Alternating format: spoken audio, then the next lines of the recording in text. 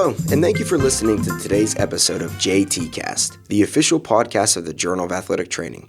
I'm your host, Luke Donovan. This month we'll discuss 2 articles over 2 short episodes from the recent issue of the Journal of Athletic Training. The first episode will discuss life-saving medications used by athletic trainers. For the second episode, we will go through an evidence-based approach to treating patients with patellar tendinopathy. As a reminder, the article discussed today can be found on the JAT website, natajournals.org. And please remember that all content from JAT is open access to all readers, thanks to the funding from the National Athletic Trainers Association. The title of the first article is Use of Life-Saving Medications by Athletic Trainers, authored by Dr. Mark Hoffman and colleagues from Oregon State University and Slocum Center for Orthopedics and Sports Medicine. Let's survey the scene.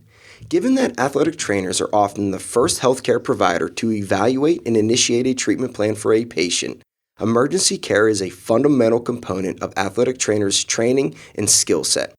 In many instances, athletic trainers may already be present on the scene when an emergent situation arises.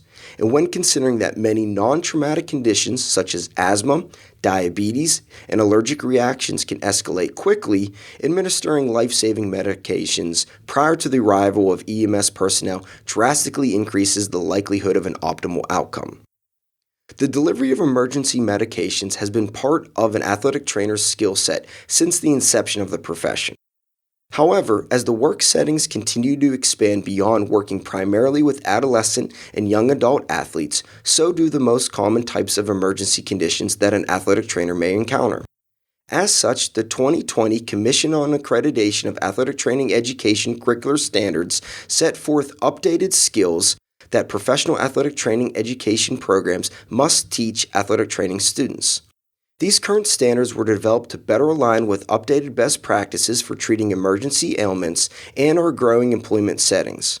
As such, the standards now identify 7 emergency medications that athletic trainers' students are required to be taught, whereas the previous standards only include 3 life-saving medications, which were oxygen, meter-dosed inhaler, and auto-injectable epinephrine. Considering that these standards have only been implemented into athletic training education programs over the past few years, many practicing athletic trainers may not have the knowledge, comfort, or proficiency with administering these medications. Therefore, the purpose of this current clinical concept article is to describe these life-saving medications.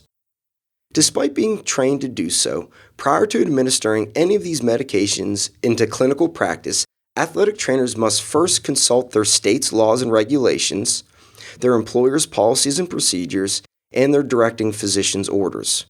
In addition, athletic trainers should always obtain a complete patient history, including allergies, and check the list of the 6 rights of safe medication administration. These rights are right person, right medication, right dose, right time, right route, and right documentation. Let's briefly describe the 7 medications organized by their clinical application: cardiac, respiratory, hypoglycemia, and anaphylaxis. Starting with cardiac-related emergencies, 325 milligrams or 4 81 milligram chewable tablets of non-prescription aspirin can be administered to patients who are experiencing unstable angina, acute myocardial infarction, acute coronary syndrome, or non-traumatic chest pain. Another cardiac-related medication is nitroglycerin. Athletic trainers may administer nitroglycerin to patients who have a prescription for the medication that are experiencing acute angina pectoralis. The medication comes in either a sublingual spray or sublingual tablet.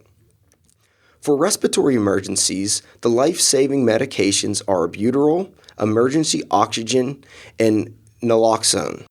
Albuterol is indicated for shortness of breath or difficulty breathing due to bronchoconstriction, such as experienced during an asthma attack. Albuterol can be administered using a meter-dose inhaler or nebulizer. Next, emergency oxygen can be delivered at a flow rate of up to 15 liters per minute using a non-rebreather mask when patients acutely ill that display oxygen saturation levels outside the target range of 94 to 98%. Some illnesses that may warrant emergency oxygen are acute spleen rupture, traumatic or spontaneous pneumothorax, asthma attack, exertional sickling, hypertrophic cardiomyopathy, or respiratory distress or arrest. The remaining respiratory emergency medication is naloxone, which can be used for known or suspected opioid overdose and can be delivered either nasally or through an injection. In most instances, the medication is pre-filled. For hypoglycemia, oral glucose gel or glucagon may be administered. In the instance where a patient displays a blood glucose level below 60 milligrams per deciliter and can follow simple instructions and effectively swallow, athletic trainers may deliver oral glucose gel of 15 to 20 grams of carbohydrates.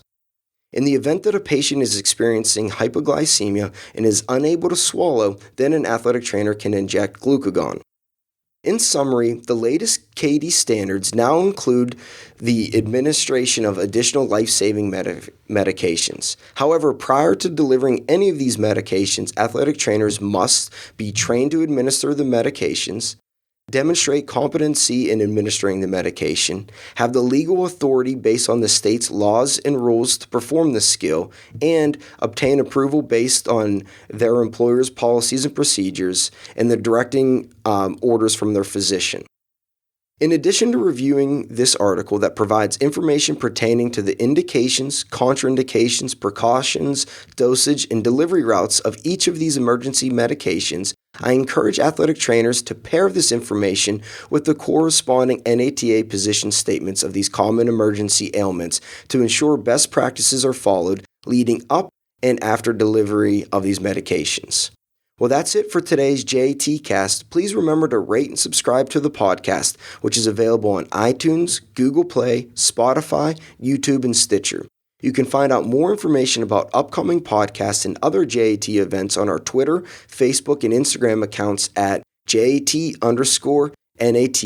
Thank you for listening and keep a lookout for our next JAT episode.